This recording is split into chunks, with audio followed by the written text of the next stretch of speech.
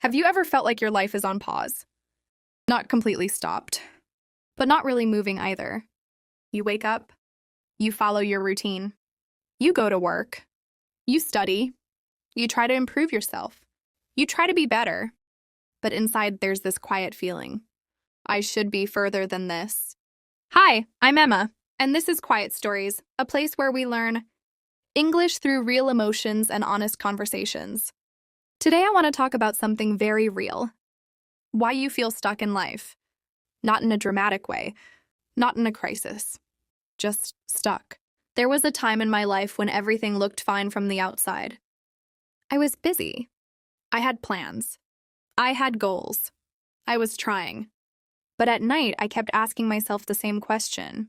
Why doesn't this feel like progress? I was moving, but I wasn't arriving anywhere. And slowly, I understood something important. Feeling stuck does not mean you are lazy. It does not mean you are weak. And it definitely does not mean you are failing. Most of the time, it means you are unclear. You are busy but not intentional.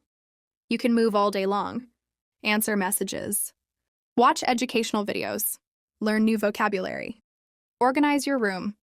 But if you don't know what you're building, the movement feels empty. Imagine walking in circles in a large room. You are walking.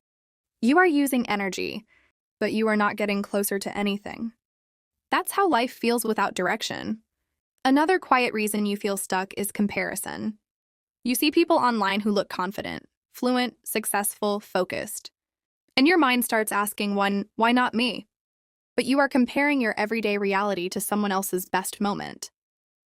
You don't see their slow days, their doubts, their years of confusion.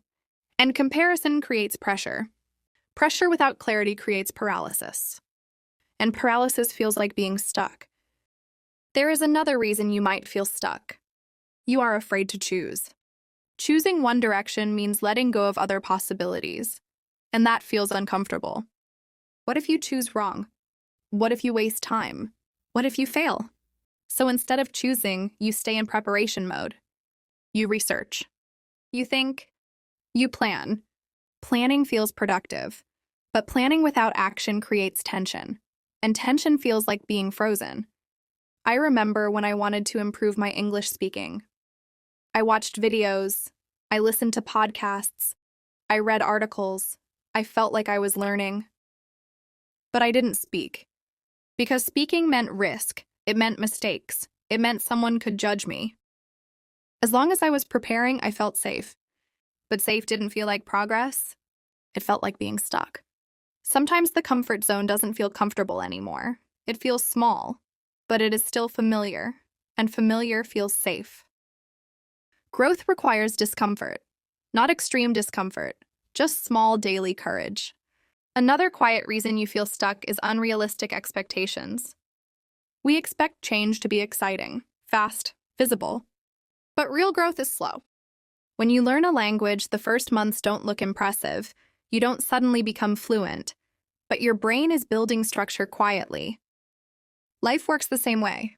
Small habits don't look dramatic, but they change your identity over time. If you expect big transformation quickly, you will feel disappointed. And disappointment feels like stagnation. Sometimes you are not stuck. You are just in the middle of becoming someone new. And that middle space feels confusing. It feels uncertain. But uncertainty is not failure. It is transition. And transition is part of growth. Take a moment and ask yourself something honest. What am I actually building right now? If the answer is unclear, that might be why you feel lost. Clarity reduces anxiety. And anxiety often feels like being stuck. Sometimes the real problem is not your English. It's your relationship with mistakes. When children learn to speak, nobody expects perfection. They try, they fail, they try again, and we encourage them. But as adults, we judge ourselves much harder. You say one word wrong, and inside your head a voice says, "That was embarrassing." You forget grammar and you think, "I should be better by now." That pressure creates tension, and tension blocks fluency. Fluency is not perfection. Fluency is comfort with imperfection. The people who speak confidently are not the ones who never make mistakes.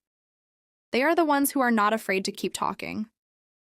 I remember when I used to rehearse sentences in my head before speaking. I tried to build perfect grammar before opening my mouth. And by the time I felt ready, the moment had already passed.